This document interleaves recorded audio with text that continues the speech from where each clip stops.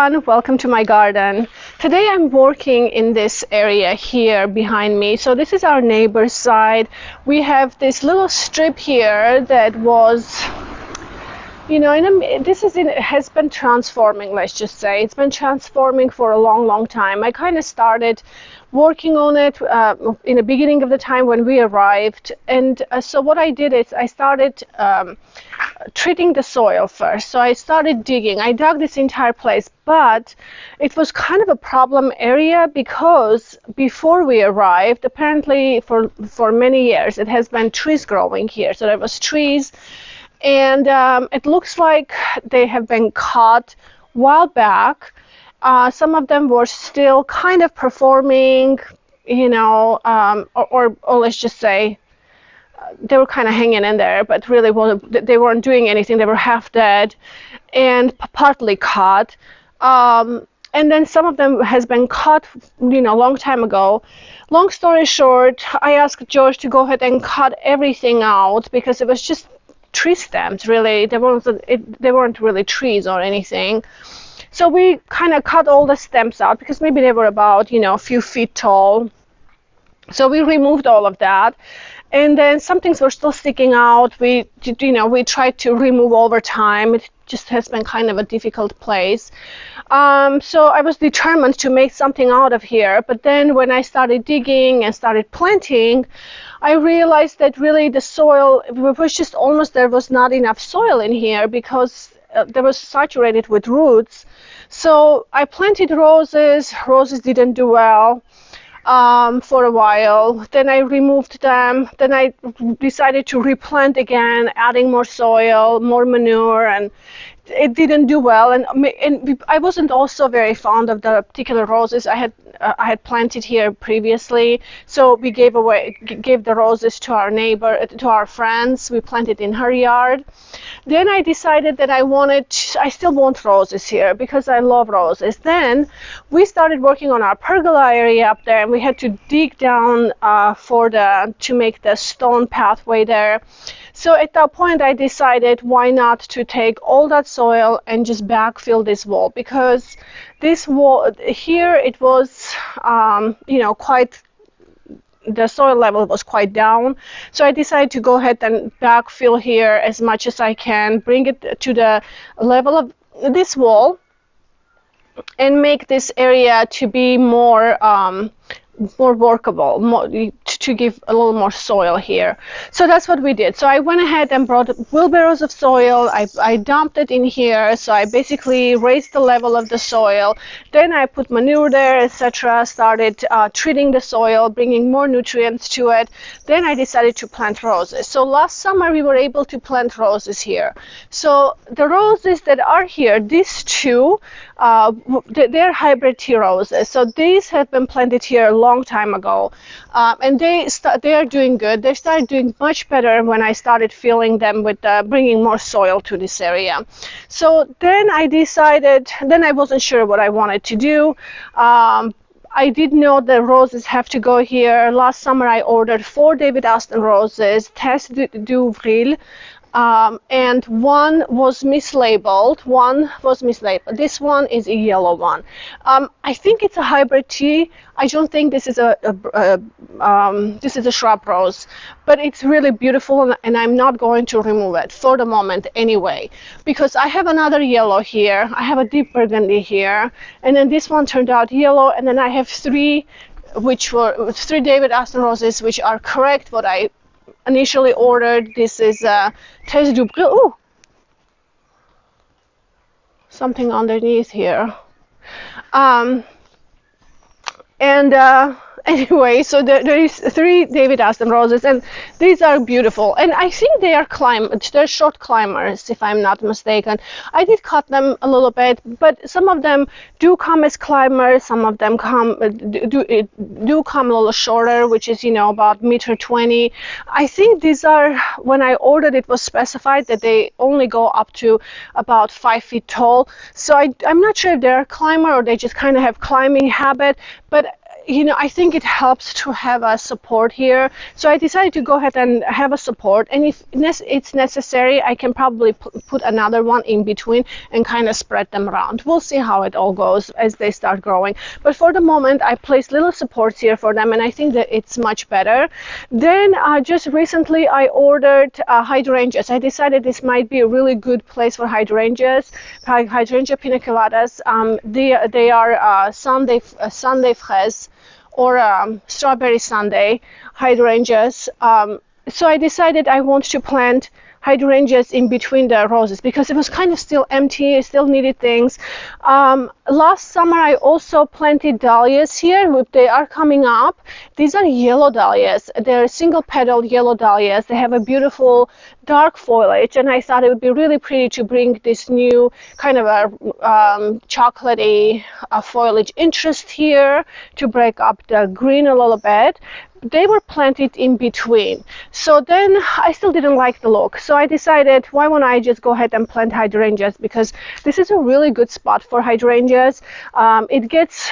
It's kind of a strange area because it gets a little bit of a morning sun, and then it's pretty much a little shade until about 4 o'clock in the afternoon, or 3 o'clock in the afternoon, and then it gets afternoon sun for a short period of time. But the roses are doing really well, and it's light here. It's definitely not shade. It's filtered light the entire time, and hydrangeas are I think this could be a really good spot because it will get sun, but they're not really completely in the shade the entire time, not to perform. So I think they are kind of protected, but also get enough light.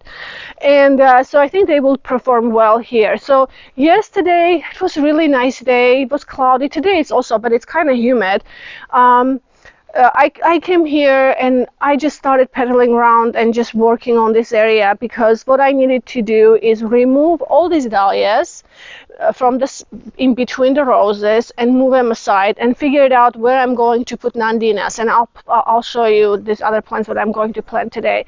So yesterday I moved all the dahlias and I planted hydrangea piniculatas in between all the roses. So I have 1, 2, 3, 4, 5, 6 hydrangeas that I planted here yesterday.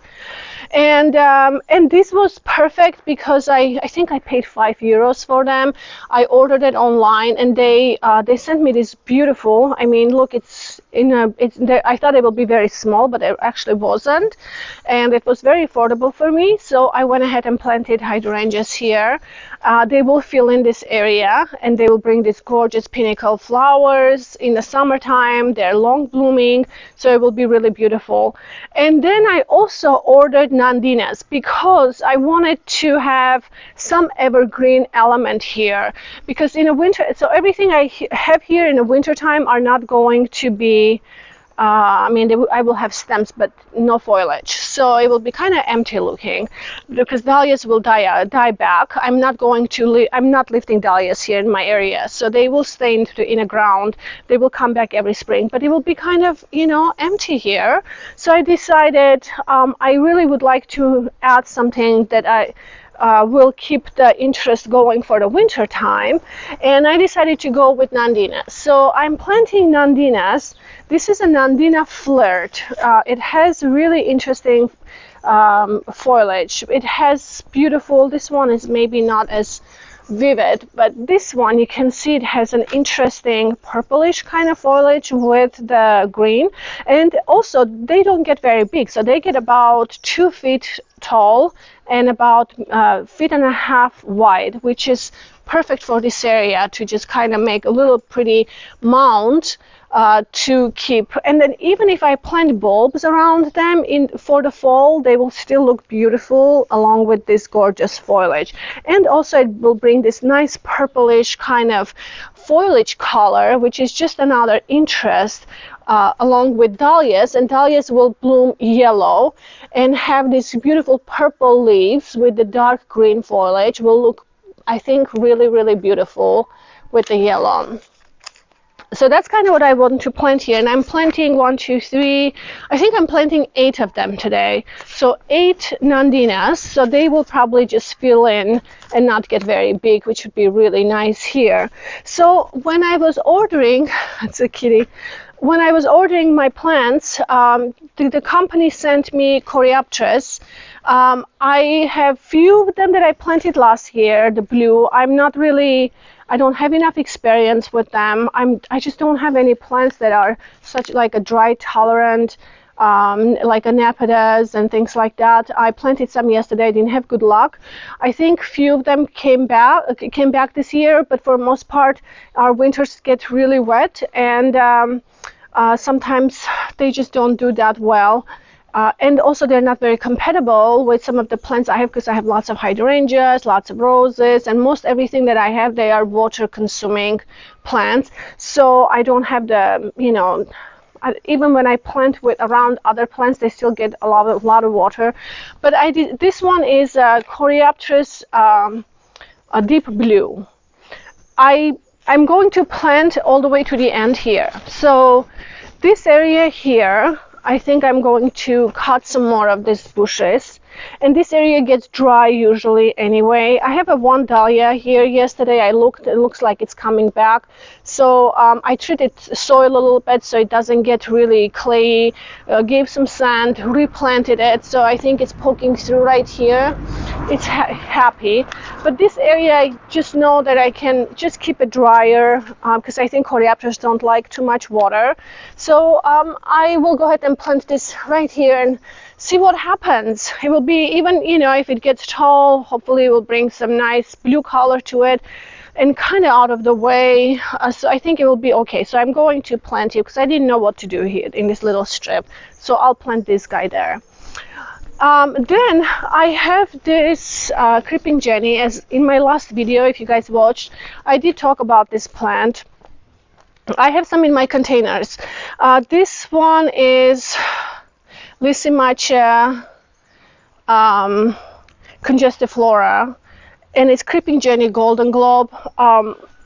There is another variety that I really like, that I kind of like to try. It's called Persian chocolate, and we looked up that one up yesterday, and I thought this one was the Persian chocolate because it has these coppery leaves, but we decided this is not the one. The other one is a lot darker, so I think I might try to get hold of the other one because they're really pretty, and I love this plant. When we purchased this plant, it was in an annual section, and I thought it was annual. I've never seen this plant before. In fact, I really love to putting them in my like a cut flower containers too, like if to decorate in a vases with some other plants. They bring really pretty bright color to it with the coppery tones. Beautiful.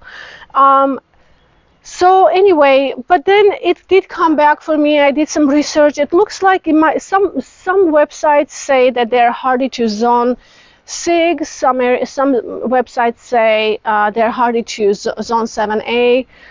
It's hard to tell. I kind of have to try it. It did come back for me in a container, and they were in my hanging baskets last year. I didn't take them out. I just kind of put them aside last year in this container.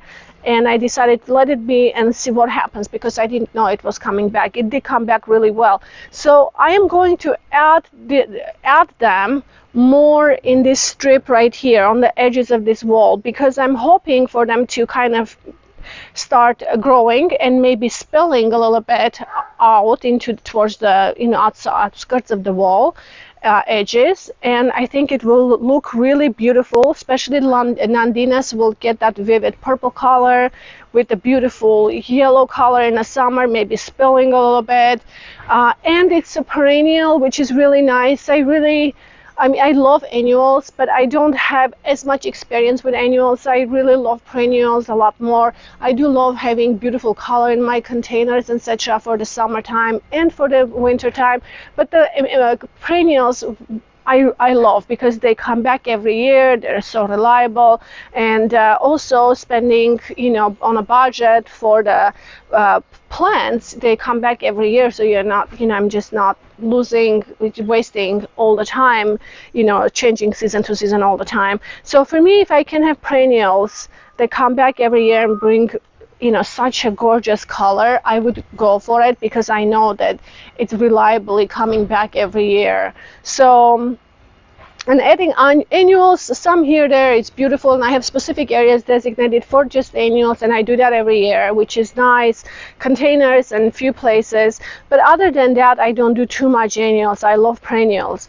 So anyway, so this is my plan, to take this out and try to divide and see how many I can actually divide this.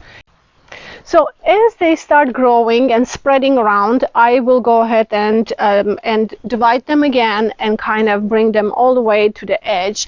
And I think they also like part sun to sun's conditions. So this is a perfect place for them, I think.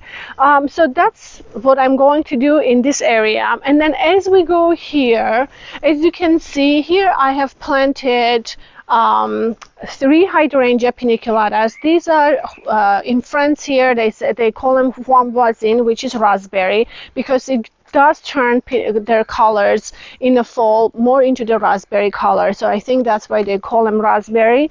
But they are beautiful, and they will probably get about 1.5 meters tall and just kind of make nice, beautiful bushes here. This is their second year. Last year they did okay. They were small, and then this area I again worked the soil, but again there's lots of roots in here. So this year I went ahead and tried to treat the soil with a little more sand to bring some more drainage and keep the fluffiness and take the compactness away from the soil, so it's more crumbly and easy to work with. And I think the plants really like that a lot more than having such a compact hard clay to grow in. And then so I got that done, and here, as you can see, these are viburnum. I'm not sure if they're viburnum tenas, but they are beautiful. They have gorgeous white, beautiful flowers, and they after the flowers are gone, you can see they're making these gorgeous little berries that in the clusters, and they stay this way for the birds, you know, for the majority of the season. And then in the spring, very early on, it will bloom, and they have a beautiful scent to them as well. I love these viburnums. I decided to leave them in place, but here this area was literally closed. I mean, it was saturated with roots, and you can see there is a root right here that it's completely, that it's like cut. I can't, you know, I can move them with my leg, but we can't really dig it out. It's impossible. There are some things there. So what I did, I went ahead, literally just cut out everything I didn't want it, and you couldn't even see this area. I mean, it was completely closed up, so I opened it. I basically started trimming all these bottom branches and opening up, and then I trimmed the top to kind of make it into this a little bit of a formal look, give them a bit of a formal look. And they are evergreen, which is really nice, so they have a nice structure to them now. I like how they look. So then I started kind of taking out all the little seedlings and branches that was spread around from other bushes that was here. So I cut out as much as I can, but you can see from here to here it still needs to be worked on. Here I have a little bit sand that I spread around, that I'm trying to still work in the soil. I came all the way to here, but now I need to kind of continuously treat the soil and go all the way down to here. So now what I'd like to do, because this is kind of a problem area, I'm trying to dress it with ground cover here. So I decided to go with Ajuga, and this is beautiful. I planted this Ajuga last year in one of my containers, and then I loved them so much that I decided that I think I'm going to bring this old and just have it as a ground cover. So I planted from my container, transitioned into here. It was only 2 plants, and I started dividing them, and I planted them several places. So this Ajuga the name of this Ajuga is a Mahogany Glow, and it has this gorgeous color. I love, look at this color. Isn't this just so beautiful? It has some areas, it has variegated, and it's spread really fast.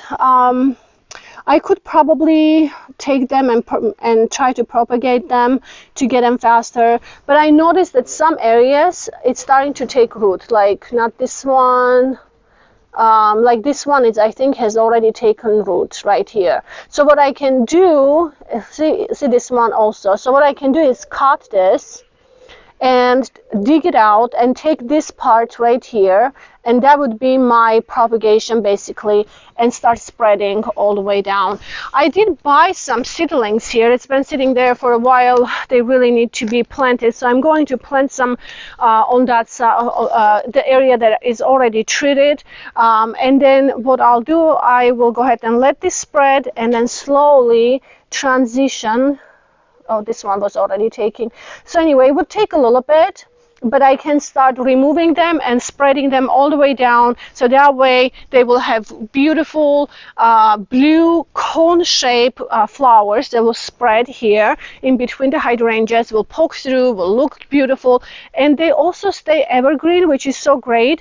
In the winter time, I still have that beautiful color variegation. Ground cover here will go all the way down. Now here I have another paniculata hydrangea planted this last spring.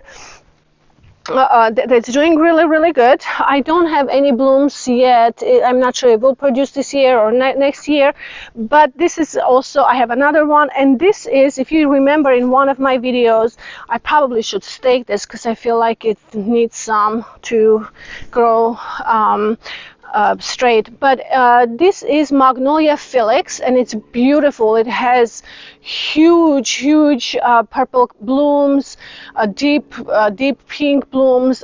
This is going to be a gorgeous tree. I'm very happy that I found this tree, and it's doing really good. I just need to stake this one.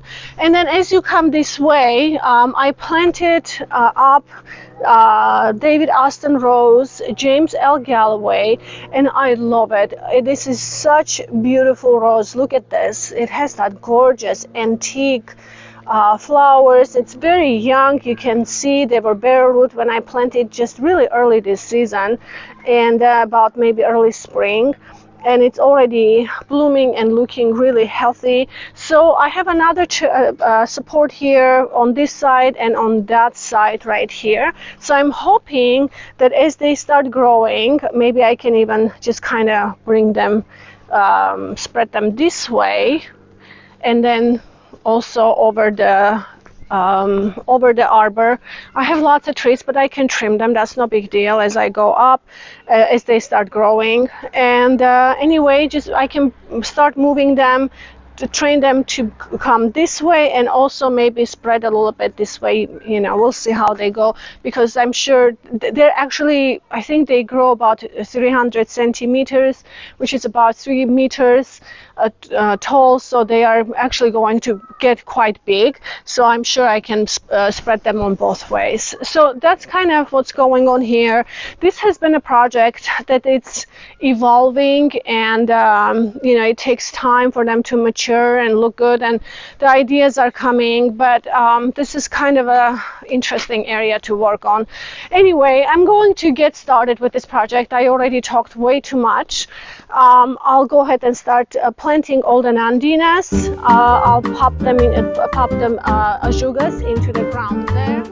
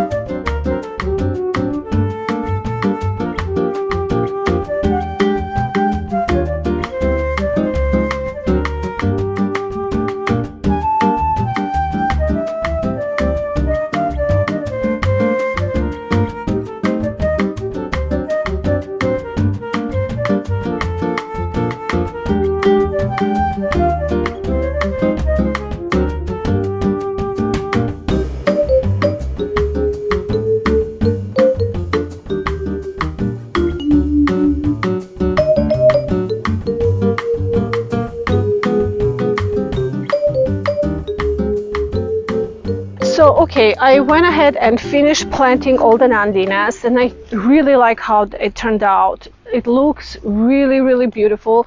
Imagine they're filling in, and it has this gorgeous plum color leaves that are going to glow probably in the sun, especially in the afternoon when sun arrives here, and going to be beautiful foliage interest, the color, it's going to be beautiful as everything fills in. So now I basically need to go ahead and divide this. We just got this out of the container. It was very difficult. You can see it's really well rooted in, and the best way to do it, I think I'm just going to divide with my shovel and then see if I can get smaller pieces out with my secateurs. If I can get that done, or my pruners, if I can get them into smaller pieces, I may be able to put enough where it's going to just kind of bring really nice interest here. And as I said, as it starts growing and spreading, I can always divide them and spread them around even more. But for right now, I think I just need to go ahead and put a shovel through.